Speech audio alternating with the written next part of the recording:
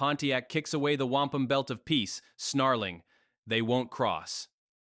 As French settlers flee across the river to found St. Louis, he rallies Kickapoos in Illinois with threats of fiery oblivion. Britain's grand Mississippi power play? Derailed by ambushes that leave expeditions in tatters, exposing the Crown's overreach. Like a bad colonial reboot of David versus Goliath, Pontiac's clever fury turns a treaty's fine print into a blueprint for rebellion, reminding victors that maps don't conquer hearts. The Treaty of Paris in 1763 redrew the map of North America with the casual stroke of a diplomat's quill, handing France's eastern Mississippi territories, including the Illinois country, straight to the British Crown. Meanwhile, in a backroom deal kept under wraps like a poorly hidden affair, France shuffled its western lands to Spain. Orders trickled down to French outposts in Illinois by year's end, instructing garrisons to pack up and surrender upon the redcoats' arrival. It was the colonial equivalent of a forced eviction notice, served cold after a lost war, leaving locals to ponder their new landlords with all the enthusiasm of inheriting a leaky roof. French Creole settlers in Illinois met the news with outright revulsion, cursing the British in whispers that echoed like thunder across the prairies. They packed their lives into canoes and wagons, refusing to bow under the Union Jack, some crossing the Mississippi to the fledgling outpost of St. Genevieve on the western bank. Others trailed their commander, Nion de Villiers, southward to New Orleans, hauling dreams of loyalty along with their belongings. A particularly resourceful group dismantled their homes, frame by frame, and rebuilt them just upstream from Cahokia on the opposite shore, turning displacement into a defiant architectural migration that mocked the treaty's ink. This new settlement blossomed into St. Louis, spearheaded by Pierre Laclede and his band, who had set out from New Orleans in August 1763 and reached Illinois by November. Young Pierre Chouteau, tagging along, would later watch the wilderness outpost swell into a bustling western hub, a testament to French resilience amid betrayal. It was like planting a flag in enemy territory before the enemy even showed up, transforming exile into enterprise while the British fumbled their keys to the kingdom. By summer 1764, Nion de Villiers had departed for New Orleans with a convoy of disillusioned residents, leaving Saint-Ange de Belle-Rivage to hold the fort, quite literally. This veteran Canadian officer, once praised by Jesuit explorer Charlevoix for his grit, commanded a skeletal garrison of 40 at Fort Chartres, a stone behemoth boasting 20 cannons and walls that screamed permanence in an era of shifting allegiances. St. Ange's role? Play caretaker until the British claimed their prize, a job as thankless as guarding a treasure everyone else had already looted. Saint-Ange found himself in a bind tighter than a noose at high noon, orders from Paris demanding he yield to the British upon their approach, while delegations from Pontiac's allies, Shawanos, Miamis, and a swarm of Illinois warriors besieged him for arms, powder, and outright alliance against the invaders. Deep down, he might have relished seeing the redcoats humbled, but prudence, laced with a dash of honor and humanity, kept him from fueling the fire. Instead, he doled out flattery, vague promises, and occasional trinkets, praying daily for British boots to march in and relieve him of this diplomatic tightrope act. Across the western tribes, from Maumee to Mississippi, unrest boiled like a pot left too long on the flame, with Pontiac at the center, unbowed despite the crumbling of his 1764 campaigns. He clung to Illinois as his last bastion, where French colors still waved defiantly, untouched by English trespass. It was Pontiac's version of a safe house in a world gone hostile, a sliver of hope amid the ruins of his grand vision to eject the British once and for all. French fur traders, embedded in settlements or tribal life, fanned the flames, viewing the British as cutthroat rivals who'd snatch their livelihoods. They spun tales of English plots to exterminate tribes or pit them against each other, whispering of phantom French armies marching through Mississippi forests. Forged letters, purportedly from the French king, urged Pontiac to hold firm just a bit longer, while impostors posed as officers to lend credibility. Larger traders even distributed guns and ammo on credit, betting on spoils from defeated redcoats, turning commerce into covert warfare.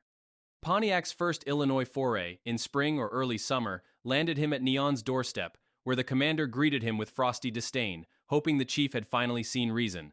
Pontiac extended a war belt, inviting French aid against the British, but Nion booted it aside, demanding clarity and rejection. Undeterred, Pontiac requested rum, which he used to rouse Illinois warriors into war chants, before retreating to his Maumee camp amid reports of Allied defeats and enemy triumphs. By late autumn, Pontiac mobilized again, departing Maumee with 400 warriors to stir the pot westward. He swept through Kickapoo, Piankashaw, and Miami villages, his commanding oratory igniting resistance like sparks on dry tinder. Reaching the Mississippi, he summoned 4 Illinois tribes to council, cowing their initial reluctance with a threat to devour them like prairie grass in flames, securing their allegiance in a display of dominance that left no room for hesitation.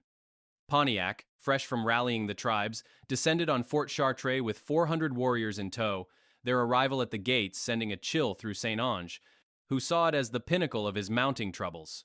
In the council house, Pontiac spoke with measured courtesy, professing his devotion to the French and his intent to avenge their wrongs, before demanding arms, powder, and troops to bolster his Indian forces. St. Ange, cornered by duty, declined the aid but softened the blow with compliments and a handful of gifts, a diplomatic dodge that left Pontiac simmering with resentment over what he called tepid friendship. His warriors pitched tents around the fort, their looming presence hinting at brewing conflict, as subtle threats rippled through the air, putting the French on edge like guests overstaying at a tense family gathering. Meanwhile, Pontiac's ingenuity took shape in a massive wampum belt, 6 feet long and 4 inches wide, embroidered with symbols representing 47 allied tribes and villages, a visual manifesto of unity. He dispatched a select group of warriors to carry it down the Mississippi, displaying it at every Indian village along the way, urging vigilance against British advances and repelling any upstream incursions.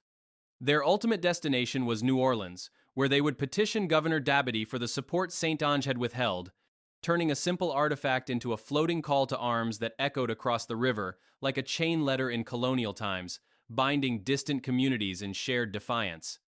News soon reached Fort Chartres of an event that electrified the Indians, involving Major Loftus, a British officer who had arrived in New Orleans the previous spring with 400 regulars, intent on ascending the Mississippi to seize the fort.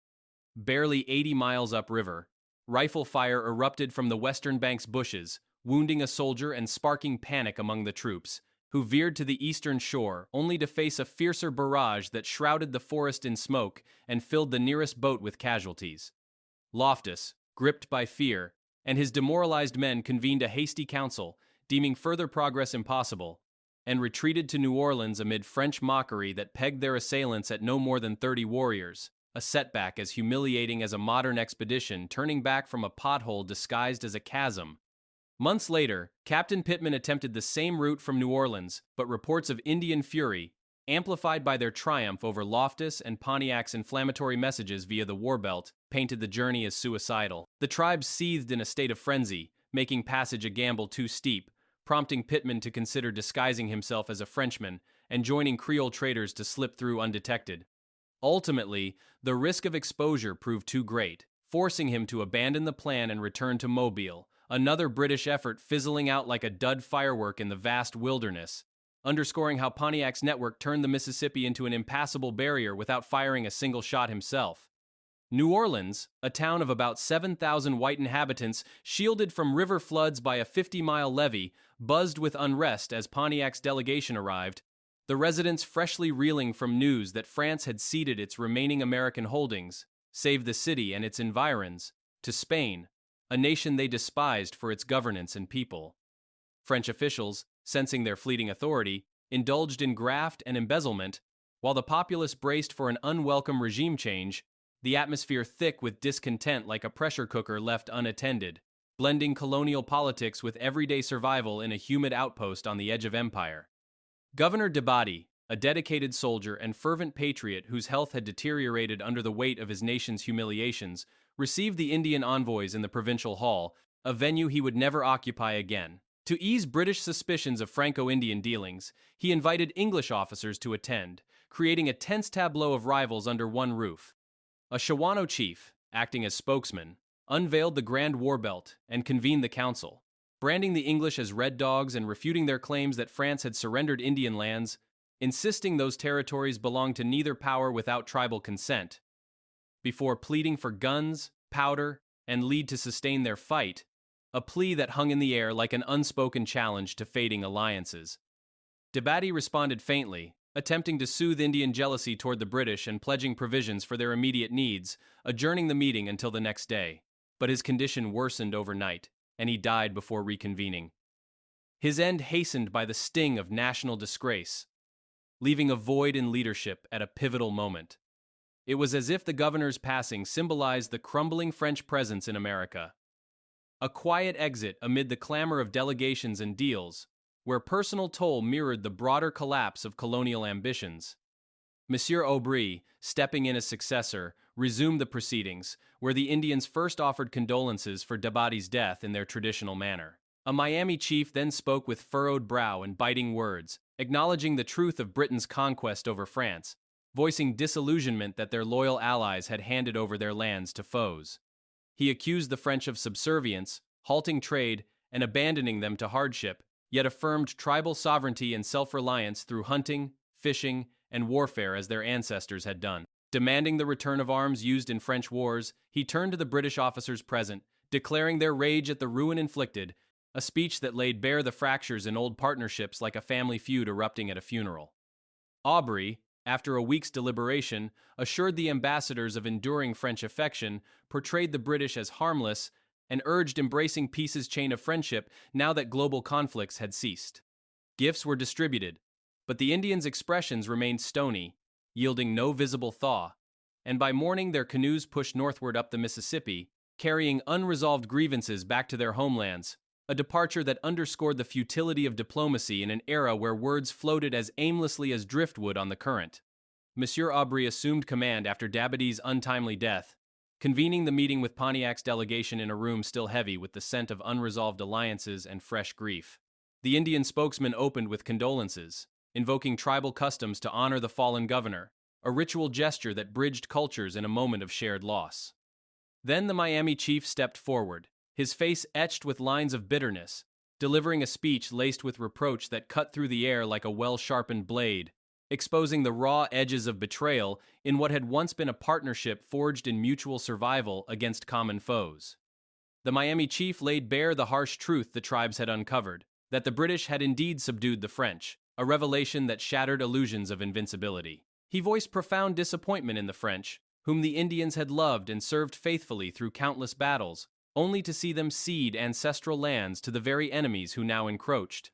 Accusing the French of yielding like subordinates, halting vital trade, and leaving tribes to fend off starvation and death in isolation, he declared their territories sovereign, insisting they could sustain themselves through hunting, fishing, and warfare as generations before had done without foreign crutches. His sole demand was the return of weapons, powder, axes, and knives expended in French causes, a repayment of debts incurred in loyalty. Turning to the attending British officers, he unleashed a torrent of fury, stating their hearts ignited with rage at the devastation wrought, a declaration that hung in the chamber like smoke from a dying fire, underscoring how old bonds frayed into enmity. Aubry deliberated for a week before responding, affirming the French's enduring affection for the Indians, portraying the British as benign forces with no intent to harm, and advocating that in a world now at peace, the tribes should clasp the chain of friendship extended to all. Gifts were handed out sparingly, tokens meant to bridge divides. Yet they landed without ripple, the Indians' expressions locked in unyielding scowls that betrayed no softening. By dawn the next day, their canoes sliced northward up the Mississippi, bearing homeward not just warriors but the weight of unheeded pleas and simmering resentments, a voyage that mirrored the river's relentless flow, carrying echoes of diplomacy's failure into the vast, untamed interior. More than a year after Pittman's aborted mission, a British force finally navigated the wilderness gauntlet to reach Illinois, their path cleared by shifting winds of fortune or sheer persistence amid prior debacles. On the 2nd of December, 1765, Major Farmar led a robust detachment to Fort Chartres without incident, where the Union Jack ascended the flagpole, supplanting French standards in a quiet ceremony that marked the end of one era's grip and the uneasy dawn of another's dominion. It was like updating a colonial spreadsheet, rows of territory shifting owners on paper, while the ground beneath absorbed the footsteps of victors who arrived late to a party already soured by resistance. Pontiac's blockade crumbled as British boots finally claimed Illinois soil. Tribes watched flags swap, alliances fracture, and rivers run indifferent. History whispers how paper treaties outlast war belts, turning defiance into footnotes amid empire's grinding wheels.